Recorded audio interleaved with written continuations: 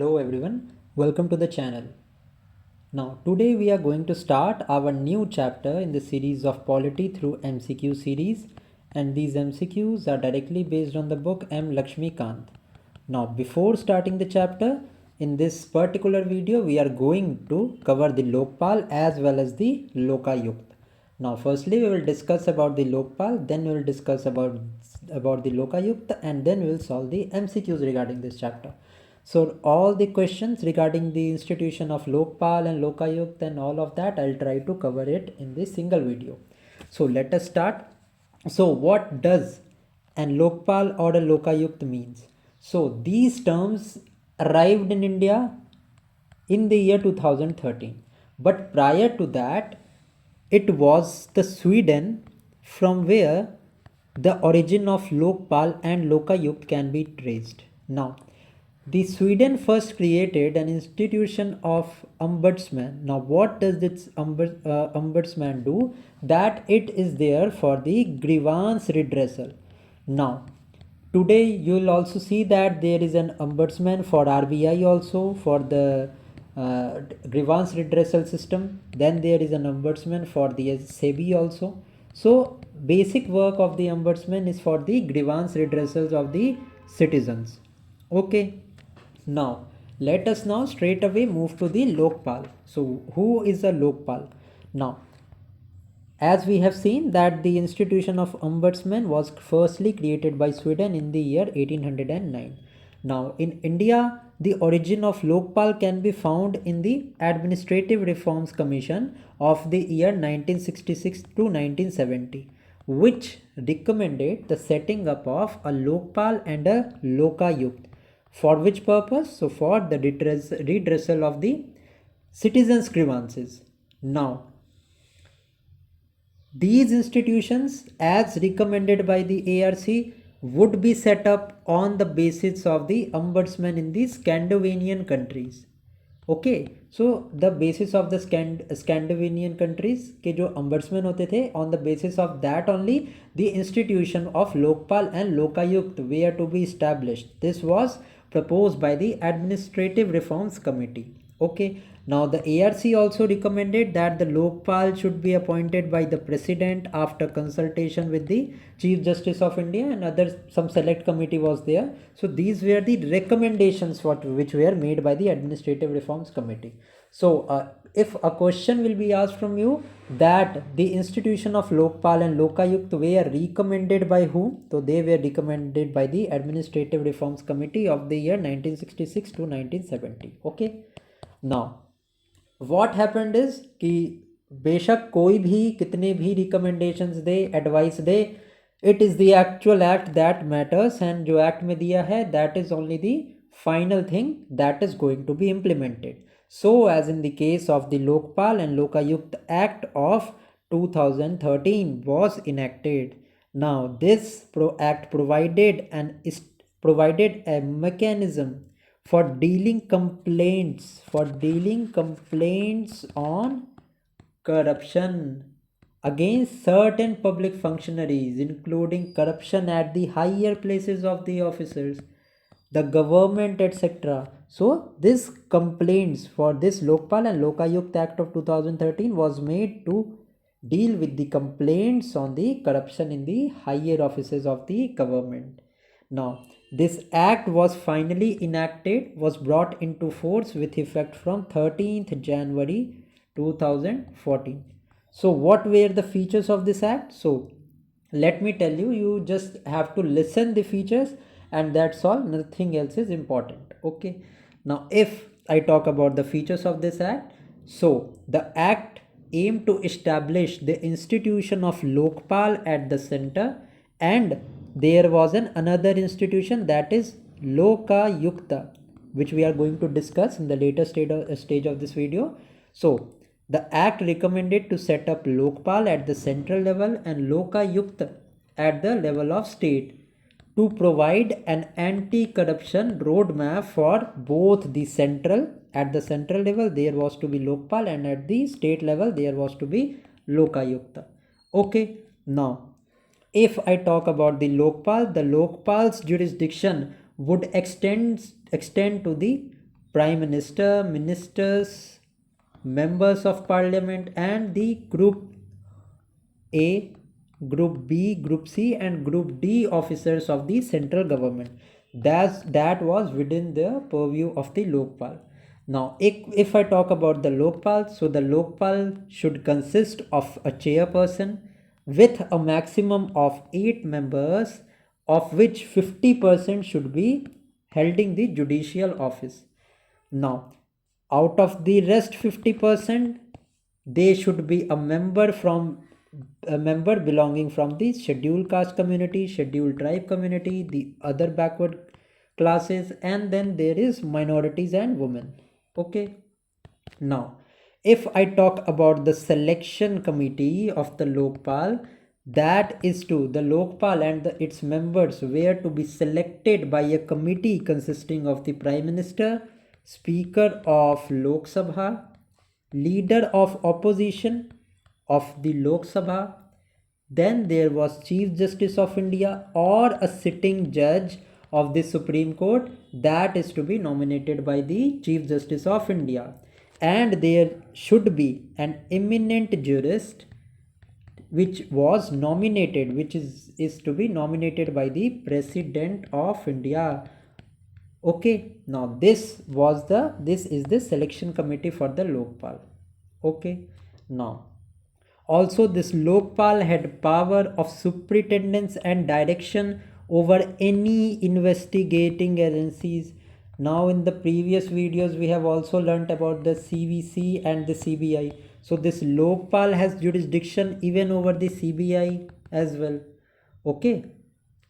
Then what it recommended was, the act provided for the attachment and confiscation of the property of the public servants also. Okay. Also, this act gave a clear timeline. In India, it is said that if the justice is delayed, it is meant to be denied. Okay. But this was a very straightforward act that even it gave clear timelines. So if I give you idea about the timelines for the preliminary inquiry cases, it is to be completed within 3 months, and a maximum extension that is to be given in the preliminary cases is 3 months. So within 6 months at max, the preliminary inquiry is to be conducted. Now in the cases of investigation, now 6 months is the maximum timeline, which is to be extended by 6 months. So the maximum time for the investigation was 1 year. Now if I talk about the trial, so a maximum 1 year was there, which is to be extendable up by 1 year. So the trial has to be completed in 2 years. So okay, and this is to be done by the special courts that were set up under these acts.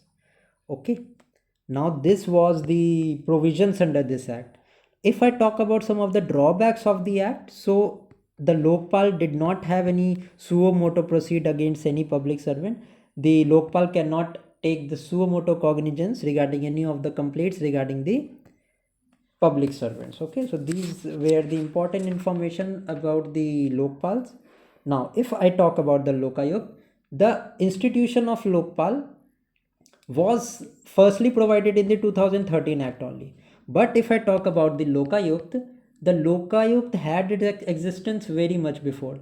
Okay, so Maharashtra was the first state to establish a Lokayukt in the year 1971. Okay, now till date there are around 21 to 22 states that have established the office of the Lokayukt. Okay, now there is structural variations in the Lokayukt. Now the work of the Lokayukt is the same as what the Lokpal did. Okay, the Lokpal was at central level, and this Lokayukt used to perform and used to provide an anti-corruption roadmap at the state level. So at the state level they are at Lokayukt, and the Lokpal is there at the central level. Okay, now the structure of the Lokayukt is not same in all states. Like if I give you an example, the states such as Rajasthan, Karnataka, etc. have created an office of a Lokayukt. As well, they have created an office for a Up-Lokayukt. Okay. While if I talk about states such as Bihar, Bihar, UP. So they have created only the office of Lokayukt. So it is up to the state. It is not a compulsion to only have a Lokayukt. It is up to the state. That is why I have mentioned here the structural variations are there. Some states have Lokayukt as well as Uplokayukt. Otherwise, number of states have only Lokayukt. Okay. If I talk about the appointments regarding Lokayukt, so these Lokayukts are appointed by the governor of the state. While appointing, the governor consults with whom? So the governor consults with the Chief Justice of High Court. Then the governor consults with the leader of opposition of the state legislative assembly in the states. Okay. Now, if I talk about the qualifications, now there are just like the structural variations are here. So many of the states such as Rajasthan, Uttar Pradesh, etc. Not Rajasthan, but the states such as Uttar Pradesh, Himachal Pradesh, Andhra Pradesh, these have mentioned qualification regarding the appointment of Lokayukt. But the states such as Rajasthan, Bihar, etc., Maharashtra, these states do not have mentioned, I have not specified the qualification regarding the appointment of the Lokayukt. Now, if I talk about the tenure, so the tenure of the Lokayukt is fixed for 5 years or 65 years, whichever is earlier. If I talk about the jurisdiction, so there is also no uniformity in the jurisdiction of the Lokayukt. How it is that various states have mentioned various jurisdictions regarding Lokayukt. Now, but some of the common points are the chief minister is included in the jurisdiction of Lokayukt in states such as Himachal Pradesh, etc. Whereas he is excluded, the chief minister is excluded from the excluded from the purview of the Lokayukt in states such as Bihar, Odisha, etc. Okay, so different jurisdictions are there, different way of appointment and jurisdiction is mentioned by the different state. So you don't need to go around those provisions, you just have to know. I am just giving you an idea. Okay, so you just have to listen it in 1.5x or 1x in whichever way you are comfortable. So in 10 to 15 minutes, most of the important point regarding this chapter will be absolutely clear. Okay, now if I talk about the second point in the jurisdiction, now most of the ministers and higher public officers, these are under the purview of the Lokayukt. Now if I talk about the investigations, so in most of the states, the Lokayukt can initiate an investigation, either it is based on complaints or he can also take a suo motu cognizance. Now, if I talk about some of the other features, now the Lokayukt presents annually to the governor of a state a consolidated report on his performance. Next thing is that he takes helps of the state investigation agencies for conducting inquiries. So these are some of the other important points that are there in the chapter of the Lokayukta. Now let us straight away move to the questions, and with these questions the chapter will ultimately end. Now, the institution of ombudsman was first introduced in, so it was introduced in Sweden. D is the right answer. We have already seen this question in the explanation part. Let us see the second question. Which one of the following committees recommended the establishment of the institution of Lokpal and Lokayukt? So, I've already told you the Administrative Reforms Committee of the year 1966 to 1970. This recommended for the establishment of the Lokpal and Lokayukta. So C is going to be the correct answer. Next, let's see the next question. At present, institution for the redressal of the citizens' grievances in India include? Now, this includes the Lokpal as well as the Lokayukta. Okay. Next is question number 4. Which of the following are major features of the institution of Lokpal and Lokayukta as recommended by the ARC? Now this question is not asking about the Lokpal and the Lokayukta Act of the year 2013. It is asking you about the recommendations that were made by the ARC. So few of the things that I have mentioned. Let us try to solve this question. They should be demonstrably independent and impartial. Yes, certain powers are to be given in the hands of Lokpal and Lokayukt, and then only they will conduct a fair inquiry. Na? So this question logically seems to be true. Next is, they should compare with the highest judicial functionary in the country. Now, this statement also seems to be correct, as the Lokpal and the Lokayukt is a judicial post. They should be directly accountable to the parliament. No, this was not a feature. The Lokpal, it was recommended by the ARC that the Lokpal is to be appointed by the president. So they should not be directly accountable to the parliament. On the other hand, they should keep an eye on the working of the prime minister, ministers, and the member of parliament. Okay. So if they were accountable to the parliament, the findings of their report would not be such relevant. Okay, because the parliament would exercise extreme control over the institutions of Lokpal. That is why it was not recommended. So let us straight away eliminate this third option. Next is, their appointment should as far as possible be non-political. Yes, absolutely, because this institution would overlook these political persons only to conduct a fair inquiry. So the fourth provision is also correct. That is why B is the correct answer. Next is the question on assertion and reason. Lokayukts have been appointed in all states of India. Now this statement is absolutely incorrect. I have already told you around 21 to 22 states have appointed Lokayukt, and not all of them have appointed. There are 28 states in India right now. So if 21 and 22 states have appointed Lokayukt, how can it be that all states of India have appointed the Lokayukt? So the first statement is incorrect. Straight away we will move to the answer, that is A is false and R is true. But let us see the reason as well. An independent institution is required to address the grievances of the people against the action of civil servant. Yes, they are also under the purview of Lokayukts. That is why A is false and R is true. Let us now move to the next question. That is, Lokayukt and Up-Lokayukt Act was first passed in. Now, this is a unique question, as the institution of Lokayukt was first made in 1971 in the state of Maharashtra. So if the question is asked about which state was the first to pass the Lokayukt and Up-Lokayukt Act, so it was the state of Odisha. Okay, I hope the things are absolutely clear to you now. Okay, now let's move to the next question, that is question number 7. Next is, the Administrative Reforms Commission recommended the establishment of Lokpal in India on the line of ombudsman of which of the following countries? So they were recommended on the basis of the Scandinavian countries, and in order to solve this question, you need to know the answer as to which of the following are the Scandinavian countries. So I would like you to just read this question once and just pause this video, and you just try to solve by your memory power. You just try to remember which of the following are the Scandinavian countries.